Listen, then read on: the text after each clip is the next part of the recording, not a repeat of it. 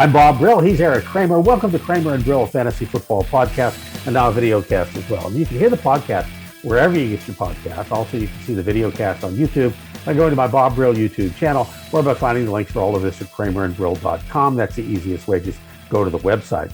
Well, here we are, championship games. It's a championship conference weekend. Wow. If you followed our advice last week, this is what you would have seen from your fantasy players. We liked and recommended Patrick Mahomes, 378, 3 touchdowns, plus 1 on the ground and 69 yards. Tyreek Hill, 11 for 150 in the score. Gabriel Davis, who I loved and loved him all year, 8 for 201 and 4 touchdowns. Josh Allen, 329. Those 4 touchdowns went to Gabriel Davis. He won 11 for 68 rushing, by the way. A.J. Brown, 5 for 142. He had a score. Joe Burrow, 348. Joe Mixon had a touch, 6 catches and 54 yards rushing. Jamar Chase, the monster, 5 for 109. CJ Uzoma, I said to pick him and make sure you did. 7 for 71, had a good day. Matt Stafford, of course, 366, 2 touchdowns, no picks. Cooper Kupp, what else can you say? 9 for 183 and a touch. And the winners this week among the quarterbacks, Matt Stafford, Mahomes, and Josh Allen. Well, let's just single out Stafford for a minute. What a huge win and performance this was by him. He actually overcame other great offensive players causing mistakes. So it was Kupp's catch and subsequent fumble that started the whole spiral downward, followed up by Cam Akers' fumble on his own 30-yard line, followed by a previous fumble at the 1-yard line going in.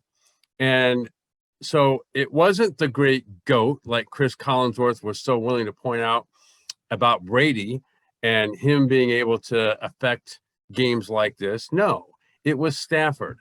When everyone else was failing around him, it was him who stepped up on that last drive. No panic, hit Kupp over on the sideline, followed up by a zero blitz where he's got Dominican Sue in his face, lays it up perfect, and then caught, of course, by Kupp and kicked, probably not so unironically, by Matt Gay, the winning kick, who previously was cut by Tampa Bay. So I think a great shout out should go to Stafford. I think everyone here in LA anyway is already doing that. And I think the other guy that jumps out to me is Joe Burrow. I mean, to me, this has all the makings the Bengals do this year of like the Cowboys from the 90s with Aikman and Emmett and Michael Irvin. Only the Bengals seem deeper to me in terms of skill position players, offensively and defensively. And this guy was just unflappable and has been all year. He acts like, oh, matter of fact, yeah, we won. But of course we were going to win. That's what we plan to do. And I think this is, to me, the Bengals are the one wild card in here that could flip the script on potentially Kansas City going to the Super Bowl. And, he had 9 sacks. I mean, he sat on his butt more than he did standing up half the time, And going back to Stafford, in the post-game interview, he pointed something out. He said that long pass to Cooper Kupp, that was, I forget what he called it, but Kupp was the last option on that play. It was like, this is the play design. You're never going to get the ball. Just you're there to clear out other guys. And when they went to zero blitz, it was like, oh my gosh, he just threw it up there and there he was. He knew where he'd be. So just an amazing fit. Well, you got to point out that leading up to that game and these playoffs, quite frankly, that all of a sudden people were saying, well, they brought him in here and now look what he's doing. Was it really Stafford that lost all those playoff or the 3 playoff games, or why he didn't win a playoff game? Was it the other players or was it Stafford? Well, I think he pretty much answered those questions in these last 2 games. I think you're right. Running back side, the 2 key guys really were Mixon and Foreman. Well, and then don't forget about Deebo Samuel, the wide back. He's now referred to, part wide receiver, part running back. And I think he's probably in today's, everyone goes on about the hybrid defensive players today in the NFL. Well, he is the ultimate hybrid offensive weapon. He's a legit running back. If he was just a running back, he'd be one of the top running backs in the league, but he's not. He's slash running back or running back slash receiver, and he's both great at both. He's definitely the guy that they went to at the end of the game as a running back and a receiver. And I think the other guy you mentioned, Joe Mixon, today, to me, he's the most complete NFL running back. Yes, Derrick Henry is probably the best running back if it was just limited to running backs, But Joe Mixon is both equally great as a runner and a receiver. Runs great routes, makes great cuts, patient runner, and has the capability to hit a home run. And Good. Yeah, no, go ahead. I'll just finish up by saying he was equally good in this game as a runner and a receiver. The wide receivers, there were so many of them just had big days. I want to point out the three I like the most. It was Kupp, Gabriel Davis, of course, and Tyreek Hill. I mean, those three just stood out, as well as some of the guys you're going to mention here, because it was just a wide receiver weekend. It was, and they all came through huge. Tyreek Hill is, that little crossing route he took and went the distance. It was like everyone else. By the way, everyone else runs fast too, just not that fast. And then T. Higgins, as you mentioned earlier with, Jamar Chase had a great day, but T. Higgins also had an equally great day. He's long, lanky. He runs great routes. He's got speed himself and the ability to go up and make catches in traffic. And I think, he showed what he does. Jamar Chase is the guy that I just mentioned, who was their leading receiver, but he's always their leading receiver, or seems to be. He's, to me, in the process of his rookie year, I think he has the potential to rewrite all receiver record books, and that means Jerry Rice as well. And then, I think Mike Evans on the losing end had a great day, because when Brady had no one else to throw to, he didn't care if it was double coverage. He was still going to Mike Evans. And then I think you mentioned Gabriel Davis. No one in the history of the NFL as a receiver or otherwise, including Jerry Rice, has ever put up 4 touchdowns in a postseason game, and he did it with over 200 yards. So I think Gabriel Davis was it all Gabriel Davis, or was it Josh Allen? I think he was on the receiving end, is what Josh Allen did. And that just goes to show you what a great quarterback. As you mentioned, coming into this game, not only shouldn't it have been probably the AFC Championship game, it should have been the Super Bowl. Because I feel like I just watched the Super Bowl, or what should have been the Super Bowl.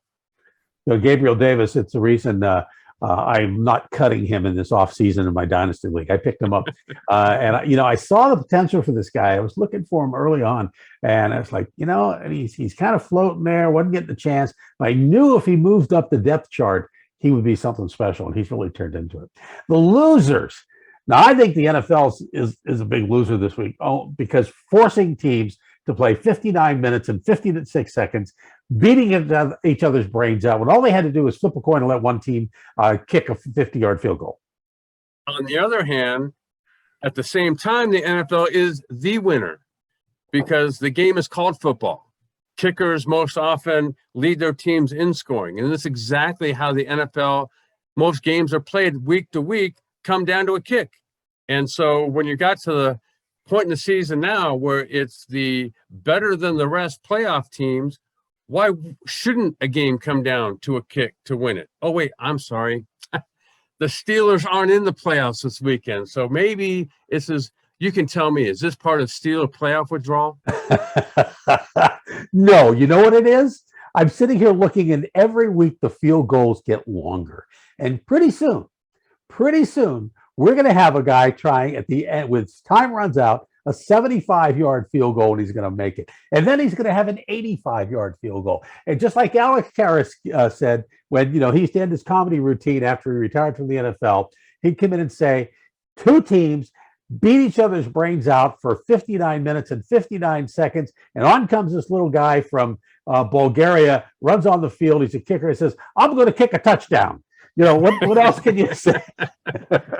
Well, I think those of us that are old enough to remember when I was a kid, that during the Dolphins' perfect season, it was Gary Premium at the end of the game trying to kick a field goal that, by the way, would have made it 17. It would have had 17 points in a 17-win season. Field goal gets blocked. He does the Bulgarian version of throwing a pass that goes the other way for a touchdown. So I get it. I get it how, kickers really, they're not the traditional football player, but again, the game is called football, by the way. And so well, maybe they should call it soccer now or something. Well, football quarterbacks are starting to flop like soccer players now. So. You're right. And more guys are throwing punches. So soccer, there we go. Yeah. All right. Let's take a look at this week's games. And we're limited. We only have a couple of them. Bengals and Chiefs. Now, I like the Bengals here. Maybe they don't beat the Chiefs, but they can. Burrow, I think, is the second coming right now, playing out of his mind. And consider he got sacked 9 times. He still got off the deck to win. Mixon is due for a big game. He's had some okay games, 50 yards, 60 yards, that kind of stuff. But I think he's due for a big game, maybe 100, even against the Chiefs. And Chase will be Chase again. And watch out for Ozama. I think he's going to get at least one touchdown catch. So look for Burrow to get at least 250 in the air. Hey, and for Mahomes owners, and prior to this next game, pray he doesn't get COVID, hit by a bus, make a wrong turn on his way to the stadium, whatever. This guy's magic. He's now playing like everybody thinks of Patrick Mahomes plays. And between Hill and Kelsey, his main weapons, they're going to show up. And I think the wild card is Andy Reid. The combination of Andy Reid and Eric Bieniemy play calling, the way they install and then call a game, lends itself to this offense being this offense. And I think maybe one day when fantasy football starts to include a coaching category, those two will be in it. Niners and Rams. And before we get to this game, let's take a cheap shot over a cheap shot. The LA Rams announced that if you are buying playoff tickets for this game, you have to buy them with a credit card that has a Southern California zip code on it. They're trying to keep Niners fans from coming to the game from Northern California. And so they put a restriction on their website that if you are purchasing tickets for this game, you pay with a credit card that's not a Southern California zip code, you're going to get canceled right away and immediately refunded. How much of a cheap shot is this, especially to people who are season ticket holders? Well, it makes zero sense because it wasn't just the 49ers this year that outnumbered Rams fans. It was every team that played the Rams this year outnumbered Rams fans. Same for the Chargers in that very same stadium. All of a sudden now they care because it's a playoff game.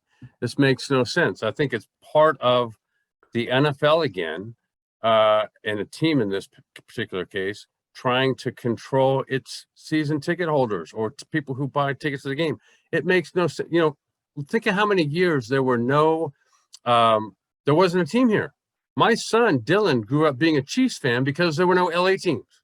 So a friend of mine told me a couple years ago, LA is every other team's biggest market other than the one that they're in. I don't get it. If you want to grow the game globally, why are you limiting ticket sales?